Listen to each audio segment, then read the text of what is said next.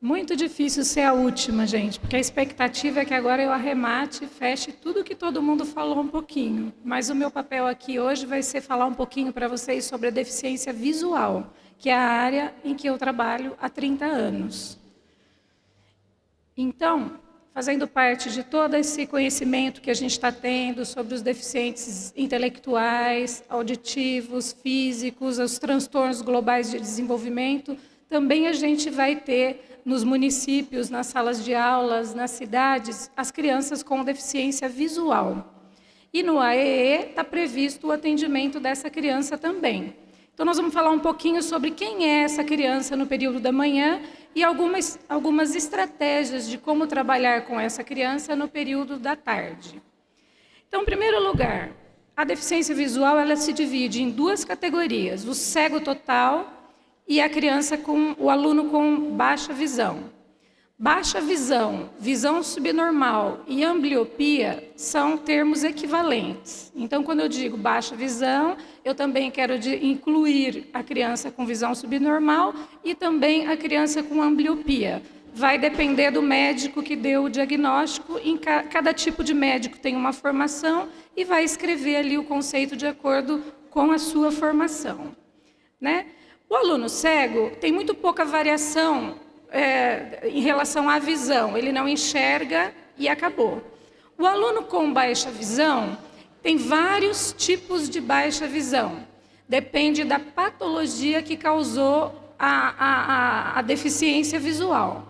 Então, temos baixa visão, por exemplo, que acometem a visão central, que é o caso do aluno com sequela de toxoplasmose durante a gravidez da mãe. Ele não vai ter a visão central, mas ele vai ter a visão periférica, ele vai enxergar com toda a periferia do seu campo visual. Então, aquela criança que vai virar o rostinho, ele está falando com uma pessoa na frente dele, mas ele está enxergando assim, ou a própria lousa, ele está enxergando de lado, muitas vezes assim, com a cabeça para baixo, porque ele tem preservada a visão periférica. E tem também o contrário, tem aquela patologia que acomete a visão periférica. Aí o aluno vai ter preservado o campo visual central. Então, é como se ele enxergasse tudo por um tubo, né? Vocês imaginem pegar um rolo de papel higiênico que acabou e tentar enxergar e mirar tudo por esse buraquinho. Então, para ele poder pegar essa cena toda, ele vai ter que fazer várias varreduras visuais. Enfim, é mais difícil trabalhar com a visão subnormal do que com o cego, porque são muitas nuances, muitas variações, né? O aluno também pode ter fobia à luz, então para ele é ruim sentar embaixo de uma luminária, apesar dele enxergar pouco, a gente imagina que uma luz maior iria ajudá-lo. Depende da patologia, muitas vezes vai atrapalhá-lo, porque ele tem fobia àquele tipo de recurso da luz direta, aí a gente tem que usar uma luz indireta, enfim. Estou falando tudo isso para dizer para vocês o quanto é importante a gente conhecer o nosso público-alvo, quem é o nosso aluno, né? Que tipo de problema ele tem, como eu posso ajudá-lo, né? Também existem várias definições sobre a deficiência visual. Tem a definição médica, que interessa aos procedimentos médicos. Então, se é cirúrgico, a prescrição dos recursos ópticos, enfim. Para isso existe a definição médica. Também tem a definição legal, que é baseado nessa definição que a família vai buscar os benefícios, o próprio deficiente adulto vai buscar as suas vantagens na hora de fazer um concurso e tudo mais. Para nós que trabalhamos no meio educacional, nos interessa a definição educacional, que diz: quem é o cego? É aquele que precisa do sistema Braille. Quem é o baixa visão? É aquele que precisa dos tipos ampliados. A gente costuma trabalhar com uma tabela de acuidade visual. Vocês todos já devem ter visto que é aquela tabela dos Zs, né? Virado para baixo, que chamam optotipos.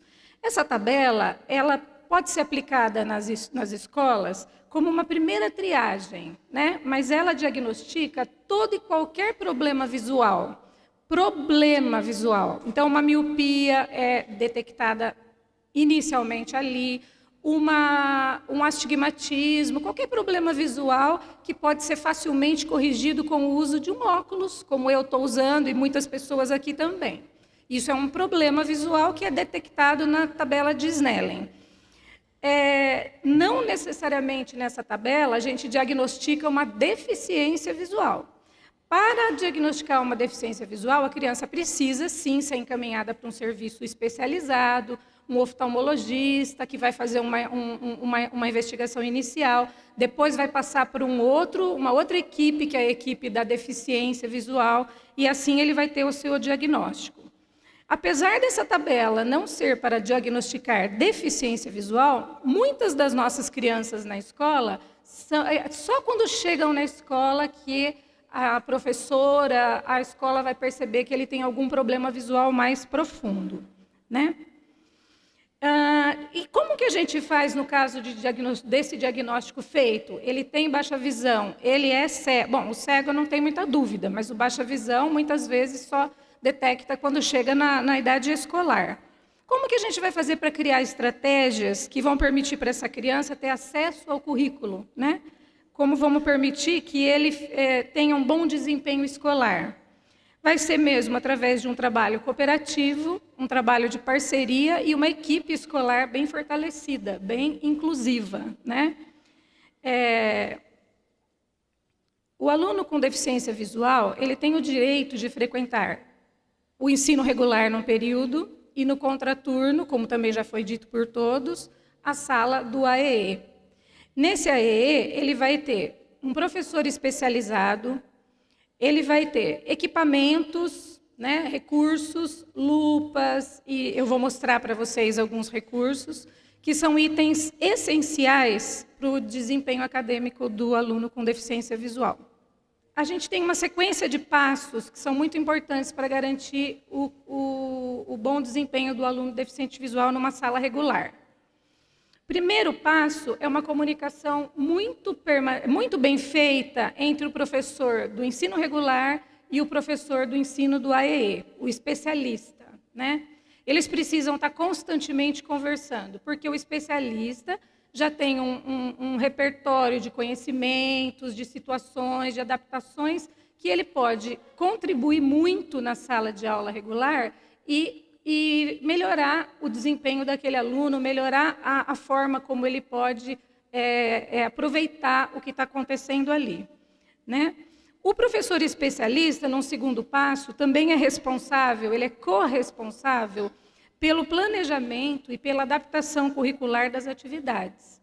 Então, ele também precisa participar daqueles momentos de planejamento da escola, para ele ver de que forma ele vai contribuir na adaptação das atividades, do material didático, de tudo que vai ser feito em sala de aula, porque tudo tem um pulo do gato, tudo tem um jeito de você fazer ficar acessível para a criança com baixa visão ou para a criança cega. O terceiro passo é disponibilizar para a sala regular todos os recursos que ele tem no AEE, porque não adianta nada a criança no AEE ter impressora, ter scanner que lê para ele o texto, lupa, telelupa e uma série de recursos que ele precisa. Não adianta nada eles ficarem fechadinhos lá no AEE. Esses recursos precisam acompanhar o aluno no ensino regular, senão ele não vai conseguir ter o mesmo desempenho que ele tem no AEE no ensino regular. E um quarto passo seria a organização do próprio espaço escolar, a organização física, né? A pessoa com deficiência visual, ela precisa ser informada de qualquer alteração que ocorra no espaço, porque ela já se familiarizou com um determinado caminho para ir até os locais da escola, e se você muda isso e não informa ela, pode causar até um acidente, né? Tem algumas adaptações, né, que são de acessibilidade, que são muito simples, às vezes não precisam nem de muito recurso financeiro, mas que facilitam muito a vida de uma criança que enxerga pouco ou que não enxerga nada. Então, aqui vocês estão vendo duas situações. Uma escada comum, que é muito difícil de uma criança, ou mesmo de uma pessoa com mais idade, não tem nenhuma dificuldade para isso. Aí, com uma simples sinalização do corrimão, ó, pintou o corrimão de azul. O azul forte no branco, ele propicia um contraste. E isso já ajuda muito a pessoa que tem deficiência visual.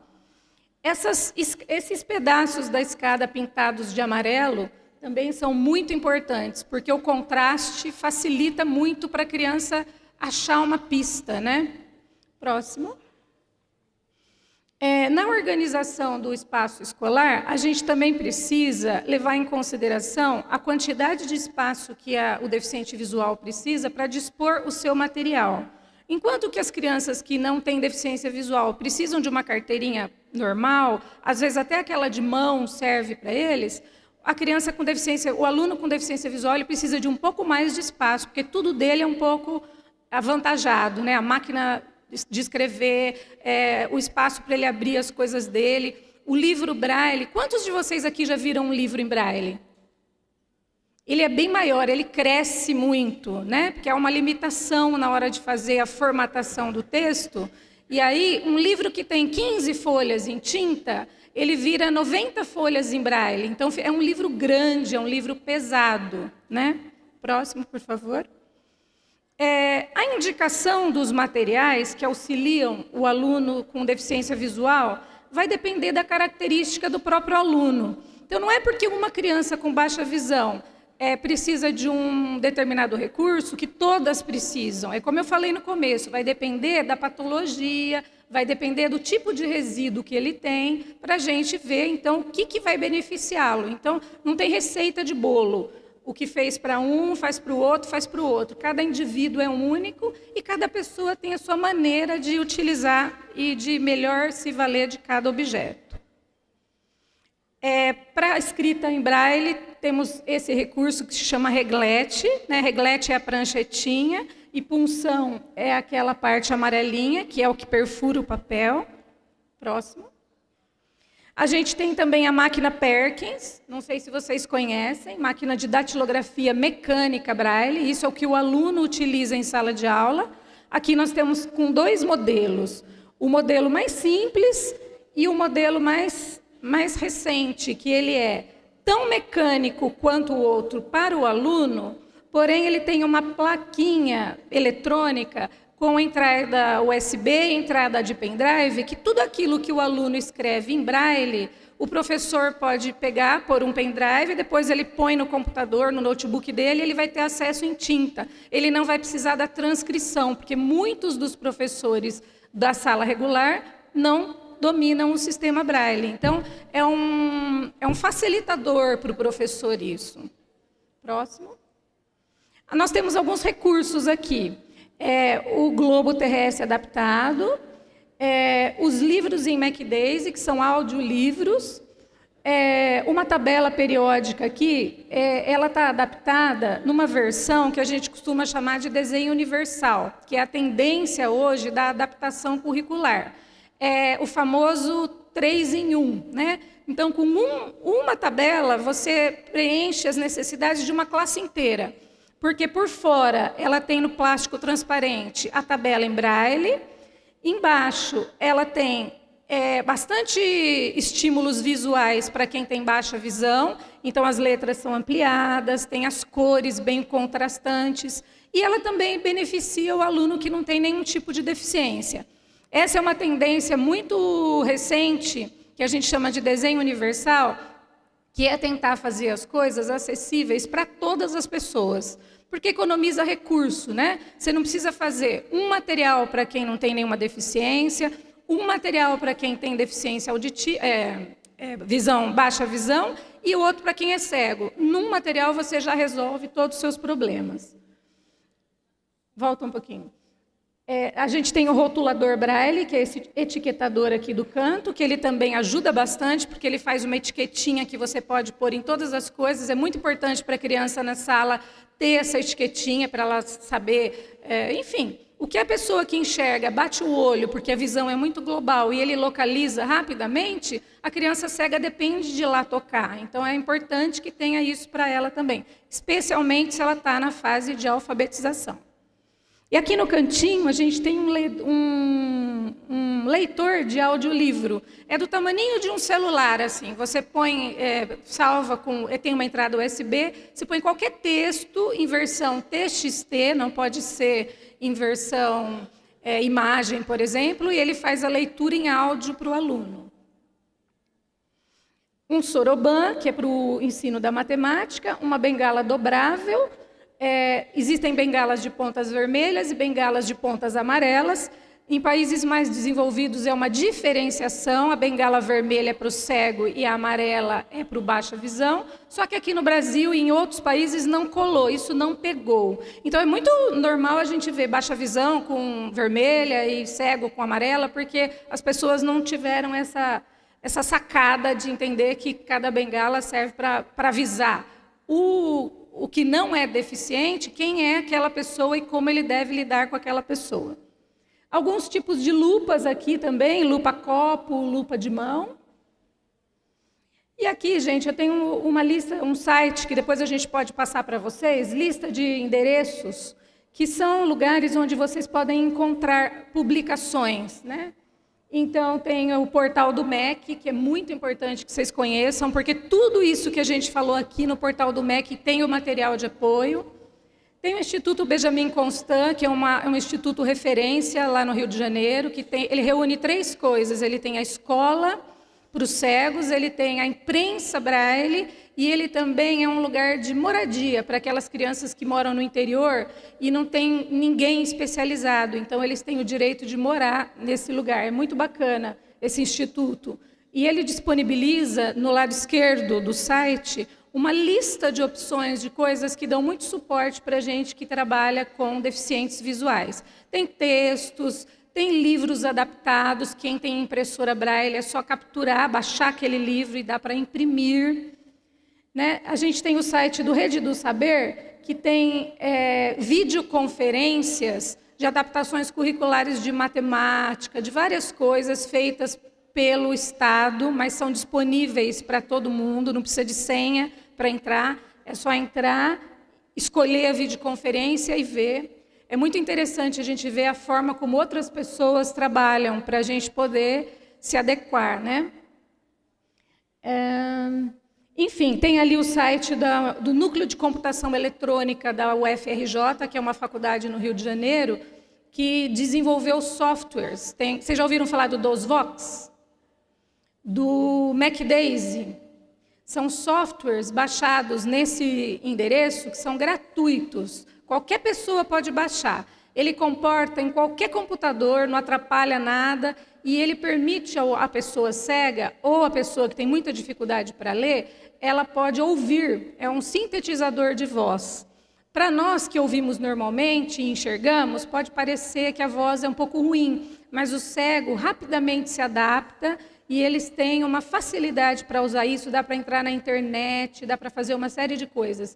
O DOSVox tem jogos pedagógicos, tem uma série de recursos que podem ser usados pelas professoras do AE, que vão ajudar muito. E é isso, por enquanto. De tarde a gente fala mais. Obrigada. Bom, pessoal, muito obrigada. Obrigada à Secretaria de Educação do Estado de São Paulo, que as 4 professoras fazem parte da equipe da Secretaria, aqui da Drede Marília. Então, muito obrigada, que foi muito rica a fala de vocês. A Jo, que já agradeci. E eu acho que todas tocaram, de alguma forma, no ponto do acolhimento e do cuidado, que a Jo também trouxe para a gente. E eu fiquei pensando um pouquinho aqui, né? E aí me veio à mente uma frase do Boaventura de Souza Santos, que não vou falar a frase dele exatamente, mas ele diz um pouquinho de que somos todos iguais e ao mesmo tempo somos todos diferentes, mas essa diferença, ela deve ser levada em consideração desde que ela não inferiorize alguém, desde que ela não faça uma diferenciação preconceituosa do lado negativo. E acho que todas falaram um pouco sobre isso. A gente vai fazer o seguinte, a gente recebeu aqui várias perguntas, mas nós vamos ter uma fala a seguir sobre o trabalho que está sendo realizado pela Câmara Técnica da Educação do CIVAP, que vai falar um pouquinho sobre isso, e daí a gente vai esperar também as perguntas relativas ao CIVAP e vai fazer um debate, mesmo que seja rapidinho, a gente vai tentar responder algumas das perguntas, tá? Então eu passo aqui a palavra para a Magali.